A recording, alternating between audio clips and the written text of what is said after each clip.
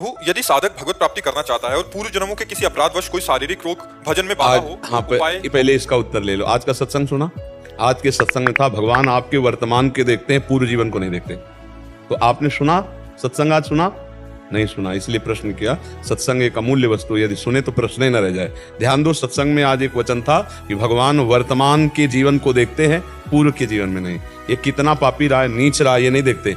अभी मेरा भगत है, भजन कर रहा है, ये देखते हैं। इसी से कल्याण हो जाता है। पूर्व के पाप तो भगवान के शरणागति से नष्ट हो जाते हैं। भगवान पूर्व को नहीं देखते, वर्तमान के संबंध को, वर्तमान के भजन को, वर्तमान के आचरण को देखते हैं। इसीलिए कोई भी भगवत प्राप्ति कर सकता है। कि मान लो हमारा पूरा जीवन गंदी बातों में व्यतीत हो गया, आज से हमें पश्चाताप हुआ, सत्संग सुना, आज से भजन शुरू कर दिया, तो आज से हमारी भगवत प्राप्ति की यात्रा शुरू, हमें भगवत प्राप्ति हो जाएगी।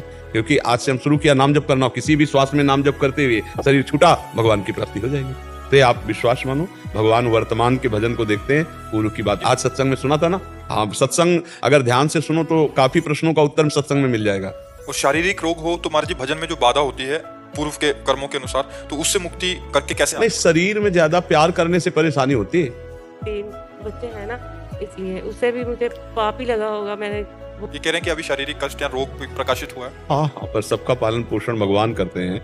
मान लो जिनके माता पिता पधार जाते हैं तो उनकी संतानें ऐसा थोड़ी कि बड़ी नहीं होती, उनका पालन पोषण नहीं होता, वो फुटपाथ में आ जाते हैं, ऐसा नहीं। भगवान सबका यथायोग्य कर्म के अनुसार भरण पोषण करते हैं। जितना आपसे बन सके उतना कीजिए, नहीं आप देखिए अपने आप सब होगा। भगवान अपने आप पूरी सृष्टि का पालन पोषण कर रहे हैं। आपके तो 3 बच्चे हैं, भगवान के तो तीनों लोक के बच्चे हैं।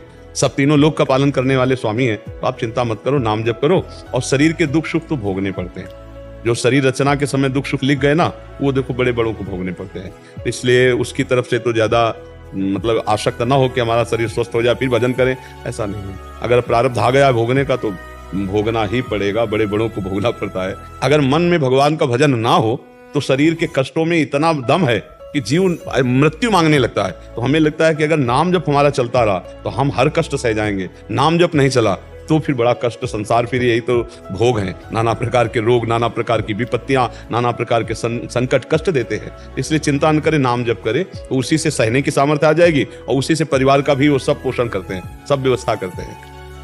कारण ये सब कुछ ना हो रहा हो। भ्रूण हत्या हुई हमारे द्वारा, तो कैसे के कारण तो नहीं हो।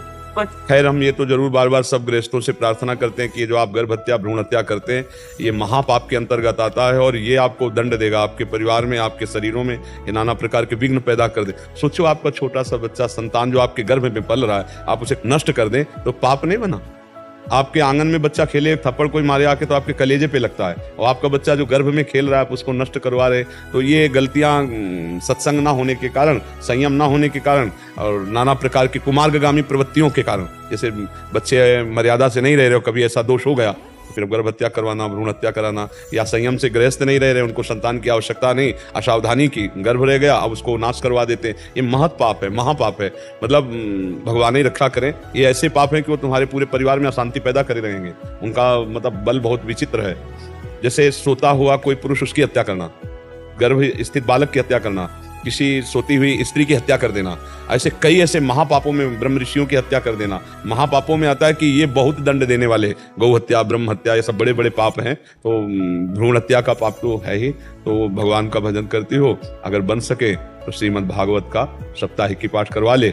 मर्जी से नहीं किया, परिवार में रहते हुए तो मजबूरी में। देखो, 3 को पाप का हिस्सा बराबर मिलता है। एक प्रेरक, करो ऐसा, और एक कर्ता जिसने किया, और एक अनुमोदन, बहुत बढ़िया किया। तीनों को बराबर दंड मिलेगा, पाप का बराबर दंड मिलेगा। तो अब ऐसा नहीं है कि कोई हमको प्रेरित करे हम पाप कर्म करें। बहुत सावधानी रखना चाहिए। जीवन निष्पाप भी तो हो सकता है। मान लो आप गृहस्थ में हो तो ऐसी सावधानी रखो कि गर्भ ही ना हो, संयम से रहो। जब आपको बच्चा नहीं चाहिए तो संयम से रहो।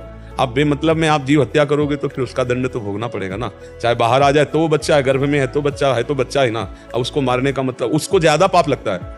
जैसे बच्चा है, वृद्ध है, सोता हुआ कोई, इनको ज्यादा पाप लगता है। क्योंकि जैसे बच्चा है असमर्थ है, वृद्ध है असमर्थ है, सोता हुआ पुरुष या स्त्री असमर्थ है, आप उस समय मारने का जो तो बहुत बड़ा पाप लगता है। तो ये घर गृहस्थियों में प्रायः ये अपराध तो बन ही जाता है। कोई बिरला ऐसा होगा जो थोड़ा विवेकवान, पढ़ा लिखा, तो ऐसे संयम से, ऐसे सावधानी से कि गर्भ ही ना रहे, हमें नहीं चाहिए तो गर्भ ही ना रहे।